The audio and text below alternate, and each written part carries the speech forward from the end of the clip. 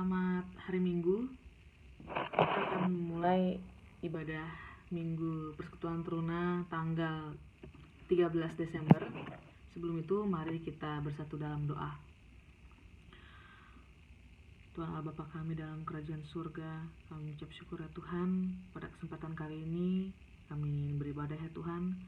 Kami ingin mengkaji tentang firman-Mu, kiranya Engkau boleh menyertai kami ya Tuhan, membimbing kami, curahkanlah Roh Kudus-Mu agar kami dapat memahami isi firman-Mu dengan baik dan benar. Terima kasih Tuhan Yesus, dalam nama Tuhan Yesus Kristus, Juru Selamat kami yang hidup. Amin. Ya, teman-teman, sebelum kita memulai masuk ke dalam pembacaan firman, kita buka dulu Mazmur Pujian yang terambil dari Mazmur 33 ayat 1 sampai 9.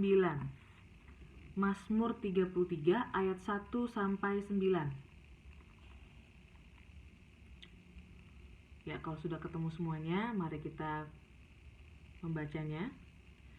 Puji-pujian kepada Allah Israel.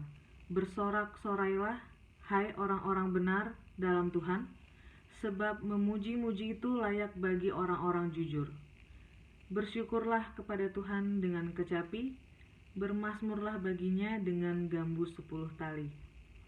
Nyanyikanlah baginya nyanyian baru, petiklah kecapi baik-baik dengan sorak-sorai. Sebab firman Tuhan itu benar, segala sesuatu dikerjakannya dengan kesetiaan. Ia senang kepada keadilan dan hukum. Bumi penuh dengan kasih setia Tuhan. Oleh firman Tuhan langit telah dijadikan, oleh nafas dari mulutnya segala tentaranya. Ia mengumpulkan air laut seperti dalam bendungan, ia menaruh samudra raya ke dalam wadah. Biarlah segenap bumi takut kepada Tuhan, biarlah semua penduduk dunia gentar terhadap Dia. Sebab Dia berfirman, maka semuanya jadi, Dia memberi perintah, maka semuanya ada.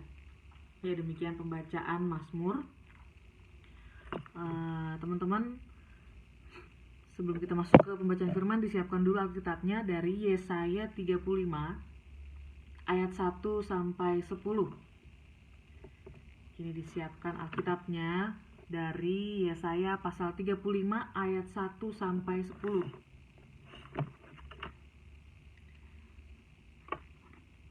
Ya, sebelum kita membaca, mari kita berdoa memohon bimbingan Roh Kudus. Kita bersatu dalam doa. Tuhan Allah Bapa kami dalam kerajaan surga, kami mengucap syukur Tuhan, pada hari ini kami boleh Kau berikan waktu ya Tuhan untuk beribadah, datang beribadah kepadamu Bapa di surga. Sebentar lagi kami akan membaca firman-Mu, kiranya Engkau mau mencurahkan Roh Kudus-Mu kepada masing-masing kami, agar kami dapat memahami isi firman-Mu dengan baik. Dan juga kiranya Engkau mau urapi ya Tuhan mulut bibir dari hamba-Mu ini ya Tuhan, kiranya perkataan yang keluar merupakan bimbingan daripada Roh Kudus-Mu saja. Terima kasih Bapa di surga, dalam nama Tuhan Yesus Kristus, Juru Selamat kami yang hidup. Amin. Ya, kita akan membacanya. Yesaya 35 ayat 1 sampai 10. Keselamatan bagi umat Tuhan. Padang gurun dan padang kering akan bergirang. Padang belantara akan bersorak-sorak dan berbunga. Seperti bunga mawar, ia akan berbunga lebat. Akan bersorak-sorak. Ia bersorak-sorak dan bersorak-sorai. Kemuliaan Libanon akan diberikan kepadanya. Semarak Karmel dan Saron. Mereka itu akan melihat kemuliaan Tuhan, semarak Allah kita. Kuatkanlah tangan yang lemah lesu dan teguhkanlah lutut yang goyah. Katakanlah kepada orang-orang yang tawar hati, kuatkanlah hati, janganlah takut. Lihatlah, Allahmu akan datang dengan pembalasan dan dengan ganjaran Allah. Ia sendiri datang menyelamatkan kamu. Pada waktu itu mata orang-orang buta akan dicelikan dan telinga orang-orang tuli akan dibuka. Pada waktu itu orang lumpuh akan melompat seperti rusa, dan mulut orang bisu akan bersorak-sorai. Sebab mata air memancar di padang gurun, dan sungai di padang belantara. Tanah pasir yang hangat akan menjadi kolam, dan tanah kersang menjadi sumber-sumber air. Di tempat serigala berbaring akan tumbuh tebu dan pandan. Di situ akan ada jalan raya yang akan disebutkan Jalan Kudus. Orang yang tidak tahir tidak akan melintasinya, dan orang-orang pandir tidak akan mengembara di atasnya. Di situ tidak akan ada singa, binatang buas tidak akan menjalaninya, dan tidak akan terdapat di sana. Orang-orang yang diselamatkan akan berjalan di situ, dan orang-orang yang dibebaskan Tuhan akan pulang dan masuk ke Sion dengan bersorak-sorai. Sedang sukacita abadi meliputi mereka. Kegirangan dan sukacita akan memenuhi mereka. Kedukaan dan keluh kesah akan menjauh. Demikian jauh firman. Teman-teman, sebelum kita mengkaji tentang bacaan yang baru saja kita baca, aku mau bercerita sedikit dulu tentang keponakan aku, Alicia. Alicia itu kalau misalnya dia berbuat kesalahan, misalnya dia lagi malas ngerjain PR atau dia lagi malas makan gitu, itu kami suka memberikan kayak punishment gitu, nggak boleh main handphone gitu, atau nggak boleh main keluar sebelum selesai makan atau sebelum selesai mengerjakan tugas gitu. Nah, tapi pada saat semuanya itu sudah dikerjakan dengan baik, kami memberikan reward gitu. Kalau Alicia sudah mengerjakan tugasnya dengan baik gitu, sudah selesai makan juga, sudah ganti baju gitu, setelah sekolah online itu kita suka mengiming-imingi gitu ya. Yaudah nanti boleh ntar sore main deh ke sini gitu, ke tetangga gitu, atau boleh berenang gitu. Kita ada kolam kecil di rumah gitu.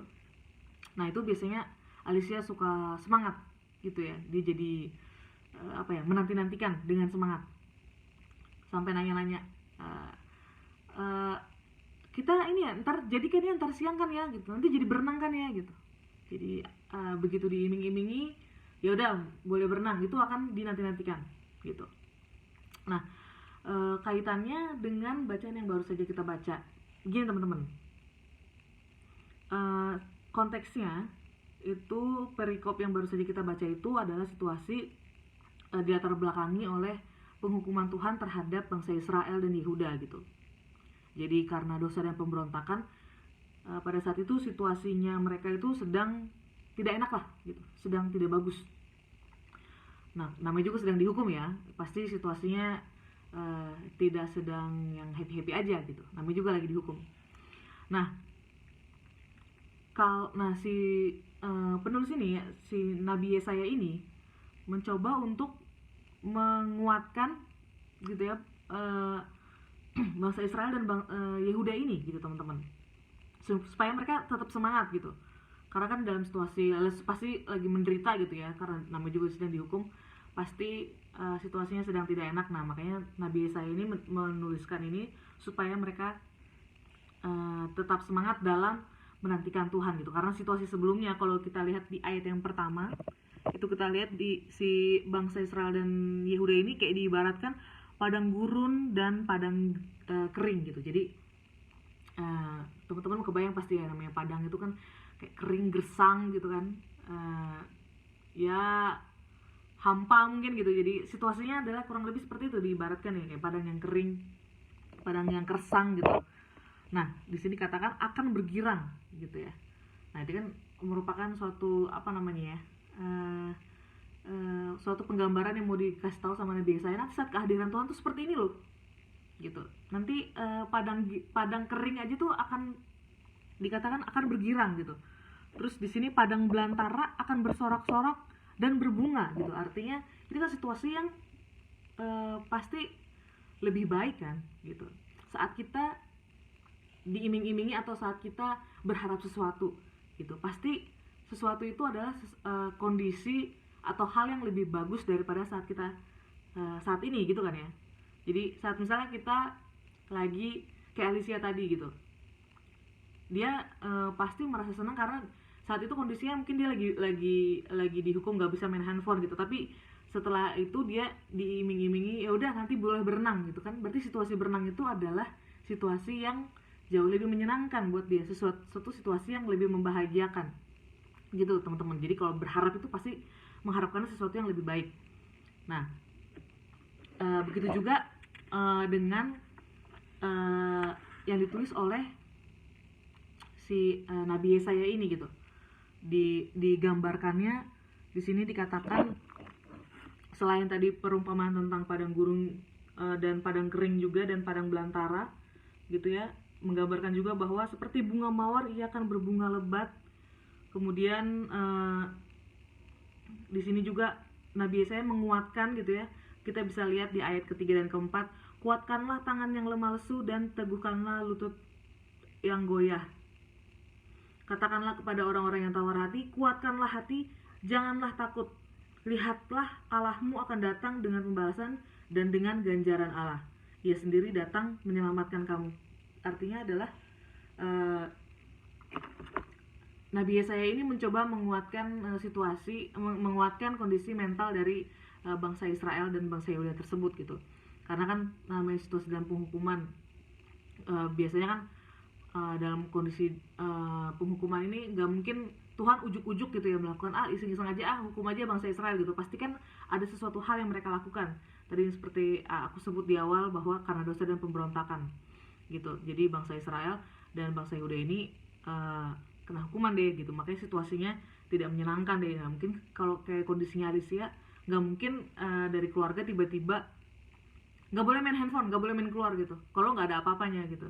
Karena waktu itu kondisinya Alicia lagi malas makan atau belum mengerjakan tugasnya gitu ya, makanya dikasih dulu kondisi yang tidak menyenangkan tersebut gitu, supaya katakanlah jadi apa namanya, jadi mendidik Alicia gitu. Jadi kondisi itu dihadirkan hukuman itu supaya jadi efek jera gitu. Nah kurang lebih itu juga teman-teman, bahwa setiap apa yang kita kan mengenal tabur tuai ya, apa yang ditabur itu yang dituai gitu. Itu pun begitupun dengan bangsa Israel dan Yehuda gitu. Allah ini memang maha kasih, tapi Allah juga adil gitu. Jadinya tidak mungkin saat mereka melakukan kesalahan itu tidak mendapatkan apa-apa gitu ya. Nah tentu harus ada efek jerahnya, makanya ada hukuman yang diberikan kepada bangsa Israel dan Yehuda. Nah tadi kembali lagi ke Nabi Yesaya ini memberikan pengharapan gitu ya teman-teman, bahwa situasi yang mereka alami, situasi yang tidak enak ini bisa berubah loh gitu, karena akan ada kehadiran Allah gitu. Di sini kita lihat pengharapan akan kehadiran Allah itu akan menghadirkan yang pertama pengampunan, yang kedua penebusan, dan yang ketiga adalah pemulihan gitu ya. Kenapa ada ketiga hal tersebut? Ini menandakan hal yang berbeda gitu teman-teman. Kalau misalnya gini, dibayangkan misalnya ada seorang narapidana gitu ya melakukan maling deh ceritanya, maling ayam gitu, masuk penjara gitu. Nah saat si narapidana itu masuk penjara gitu ya, orang yang dimalingin ini ya udah deh, saya akan memberikan pengampunan gitu ibaratnya. Pengampunan artinya ya udah kesalahannya dimaafin ya, iya dimaafin gitu. Nah selain dimaafin, ada lagi yang kedua adalah penebusan. Karena setelah dimaafin kan si napi tersebut kan masih ada dalam penjara itu kan. Nah makanya diibaratkan kalau penebusan ini adalah ya udah saya tebus supaya dia keluar dari penjara itu gitu.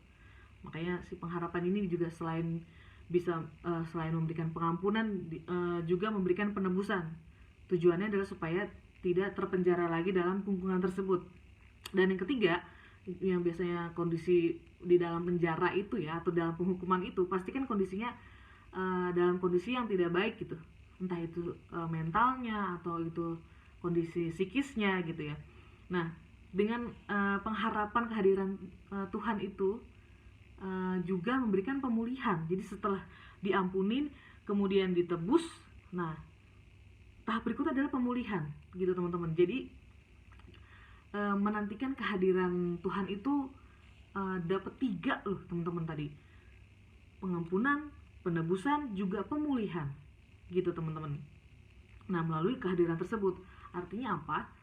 Di sini mau dikatakan dengan adanya pengharapan akan kehadiran Tuhan itu memberikan sukacita dan damai sejahtera gitu teman-teman.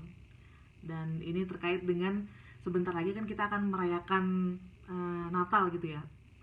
Nah, situasinya mungkin kurang lebih agak-agak mirip-mirip juga gitu dengan kondisi yang Israel dan Yehuda, sama-sama kondisi yang tidak enak. Saat ini kan kita ya tahu lah dalam kondisi pandemi seperti ini ya teman-teman.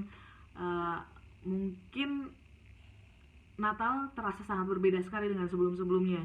Mungkin dulu kita bisa di dalam gedung gitu ya, bisa nontonin tari-tarian, bisa sebelahan sama keluarga, bisa sama teman-teman ngobrol, mungkin rangkul-rangkulan, cipika-cipiki gitu, hal-hal yang tidak bisa kita lakukan saat ini gitu.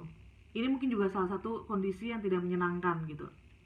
Nah, tapi di sini kita bisa mengikuti tips-tips, mengikuti anjuran juga dari Nabi Yesaya tersebut gitu, untuk tetap semangat gitu. Kalau Nabi Yesaya ini menguatkan seperti yang dikatakan di ayat yang ketiga, kuatkanlah tangan yang lemah lesu dan teguhkanlah lutut yang goyah gitu. Mungkin ya kondisi kita saat ini juga kurang lebih sama gitu, mungkin secara mental gitu ya, mungkin kita sudah bosan, sudah jenuh, atau sudah kondisinya tidak bebas gitu ya seperti dulu. Sudah mungkin juga ada teman-teman yang udah lama nggak ngobrol atau jalan-jalan sama teman-teman yang lain gitu, nggak sebebas seperti biasanya gitu. Nah, di sini dalam situasi seperti ini kita juga diminta untuk tetap berharap juga sambil menantikan kehadiran Tuhan gitu ya, menantikan sukacita dan damai sejahtera itu gitu. Kita juga bisa menantikan kehadiran Tuhan itu dengan tekun dan setia gitu teman-teman. Jadinya jangan sampai kondisi seperti ini gitu ya, yang kita mungkin ibadahnya tidak bisa langsung gitu ya seperti biasa gitu, itu menurunkan semangat kita dalam persekutuan gitu teman-teman. Artinya mungkin ada teman-teman kalian di sini yang awal-awal semangat nih, ayo gitu, ayo IMPT zoom gitu, atau yuk nonton YouTube yuk gitu. Awal-awalnya semangat gitu, cuma lama kelamaan jadi menurun semangatnya. Nah, itu yang jangan sampai terjadi teman-teman gitu. Walaupun situasinya juga sedang tidak enak, mari kita melihat seperti yang Nabi Yesaya katakan gitu ya, tetap kuatkanlah hatimu gitu, tetap jangan goyah gitu teman-teman. Karena situasi ini juga kita yakini bahwa akan berlalu gitu, bahwa Tuhan juga pasti akan memulihkan bangsa ini dan situasi ini gitu. Jadi kita diminta untuk tetap dalam rangka menyambut Natal, kita juga diminta untuk menanti kehadiran Tuhan gitu dengan tetap antusias gitu ya, tetap berpengharapan, sama seperti mungkin Alicia gitu ya, tetap semangat gitu untuk menantikan sesuatu hal yang membahagiakan gitu teman-teman. Karena ya kehadiran Tuhan itu juga merupakan kan semangat gitu ya, merupakan hal yang menggembirakan gitu, dan bisa kayak tadi mengampuni, menebus dan memulihkan kondisi kita gitu ya. Karena mungkin di beberapa keluarga atau di beberapa situasi pandemi ini bisa berefek sangat negatif ya, mungkin bisa berdampak ke ekonomi keluarga kalian gitu, atau juga mungkin jadi bikin nilai kalian anjlok karena aduh malas nih, nggak, kan ada tipikal orang mungkin yang belajarnya nggak bisa nih kalau nggak bisa tatap muka sama gurunya gitu. Jadi nilainya turun, nggak semangat gitu. Nah, ini mau dikatakan bahwa tetaplah semangat gitu, tetap kuatkanlah hatimu bahwa situasi pasti akan membaik gitu, situasi pasti akan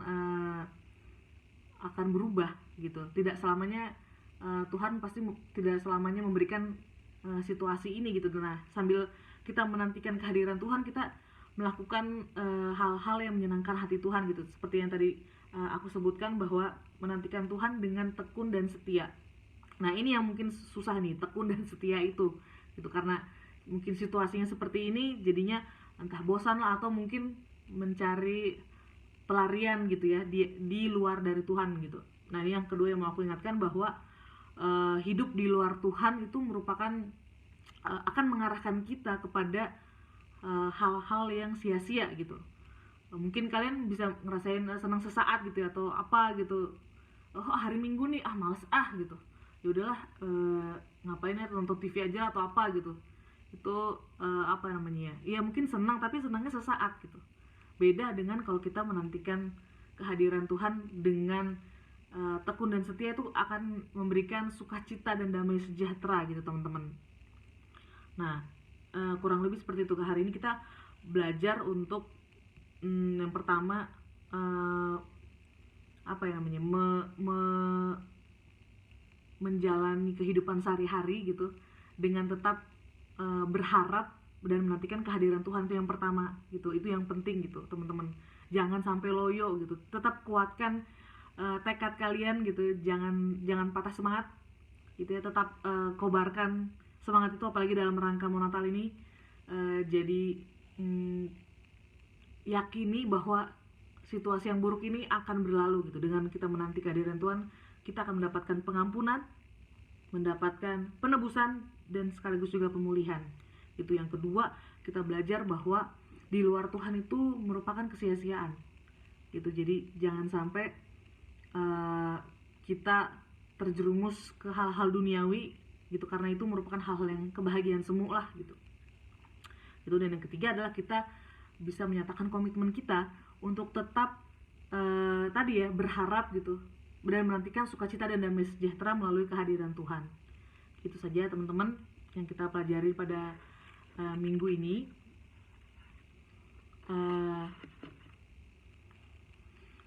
Kita akan menutup ibadah ini dengan berdoa syafaat. Mari kita bersatu dalam doa. Tuhan Allah Bapa kami dalam kerajaan surga, kami mengucap syukur ya Tuhan atas pembelajaran yang boleh kami terima pada hari ini. Bapa di surga, kami belajar ya Tuhan untuk tetap setia dan tekun ya Tuhan, menantikan kehadiran-Mu ya Tuhan. Dalam rangka menyambut Natal ini ya Tuhan, biarlah kami juga boleh diingatkan kembali Tuhan bahwa kehadiran-Mu mampu memberikan sukacita. Kehadiran-Mu mampu memberikan kebahagiaan dan damai sejahtera dalam kehidupan kami ya Tuhan, yang dimana dapat memberikan pemulihan ke dalam kehidupan kami ya Tuhan. Kehidupan kami yang mungkin belakangan ini sedang kondisi tidak baik dalam berbagai hal ya Tuhan, mau dalam hal mungkin semangat dalam belajar ya Tuhan, ataupun dalam hal dalam pergaulan kami ya Tuhan. Kiranya kami boleh diingatkan ya Tuhan untuk selalu setia dan taat kepadamu ya Tuhan. Biarlah kami jangan kehilangan semangat dalam persekutuan ya Tuhan, meskipun tidak bertatap muka secara langsung. Bapa di surga, kami juga mau berdoa ya Tuhan untuk kondisi bangsa dan negara kami. Kami berdoa ya Tuhan untuk setiap kebijakan dari pemerintah ya Tuhan. Kiranya Kau boleh memberikan hikmat ya Tuhan kepada Bapak Presiden ya Tuhan, agar dapat memberikan keputusan dengan bijak ya Tuhan. Dan juga kami juga berdoa ya Tuhan untuk vaksin yang tiba di Indonesia ya Tuhan, boleh berkati ya Tuhan. Kiranya Kau juga boleh berkati juga para penelitinya ya Tuhan, agar dapat memberikan vaksin ya Tuhan yang bisa memulihkan kondisi bangsa kami ini ya Bapa. Bapa di surga, kami juga berdoa ya Tuhan untuk setiap kepala-kepala daerah sampai tingkat RT RW Tuhan. Kiranya Kau juga boleh berkati agar jauhkan mereka ya Tuhan dari segala tindakan korupsi ya Tuhan, ataupun tindakan yang menyedihkan hati-Mu ya Bapa.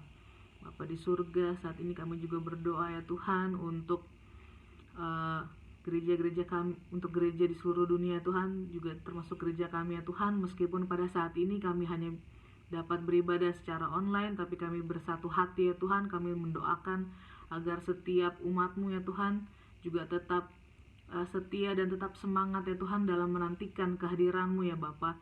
Ajarlah kami ya Tuhan untuk tidak goyah ya Tuhan dalam berbagai situasi ya Tuhan. Dan kami juga mau berdoa ya Tuhan untuk kesehatan semua orang di muka bumi ini ya Tuhan, terutama juga kepada kondisi kesehatan dari keluarga kami ya Tuhan, kepada keluarga adik-adik teruna maupun kakak lain. Tuhan boleh tutup bungkus ya Tuhan, Tuhan boleh menyembuhkan untuk orang tua dari salah satu anak layan PT Sola Gracia. Tuhan boleh berkati dan sembuhkan ya Tuhan. Tuhan juga boleh menjamah ya Tuhan setiap warga Sola Gracia yang sakit dan mengalami lemah tubuh ya Tuhan. Kiranya Engkau boleh memulihkan dan boleh menyembuhkan ya Tuhan, melalui obat-obatan ataupun melalui makanan dan minuman yang masuk ke dalam tubuh mereka. Tuhan kiranya boleh jamah bagian tubuh yang sakit, Tuhan boleh angkat sakit penyakitnya ya Tuhan, hingga mereka dapat kembali pulih lagi seperti sedia kala.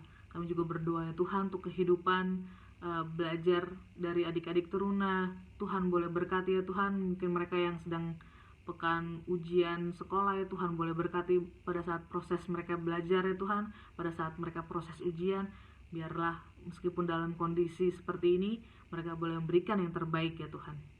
Kami juga berdoa untuk para kakak layan agar juga tetap semangat dalam melayani ya Tuhan dan menjaga kesehatan kami. Terima kasih Bapa di surga, doa yang tidak sempurna ini kami alaskan hanya dalam nama Tuhan Yesus Kristus yang telah mengajar kami berdoa. Bapa kami yang di surga, dikuduskanlah namamu, datanglah kerajaanmu, jadilah kehendak-mu di bumi seperti di surga. Berikanlah kami pada hari ini makanan kami yang secukupnya, dan ampunilah kami akan kesalahan kami seperti kami juga mengampuni orang yang bersalah kepada kami. Dan jangan membawa kami dalam pencobaan, tapi lepaskanlah kami daripada yang jahat. Karena Engkau yang punya kerajaan dan kuasa dan kemuliaan sampai selama-lamanya. Amin. Ya, teman-teman, terima kasih banyak untuk kesediaan waktunya untuk beribadah IMPT tanggal 13 Desember 2020. Sampai ketemu di ibadah berikutnya. Shalom.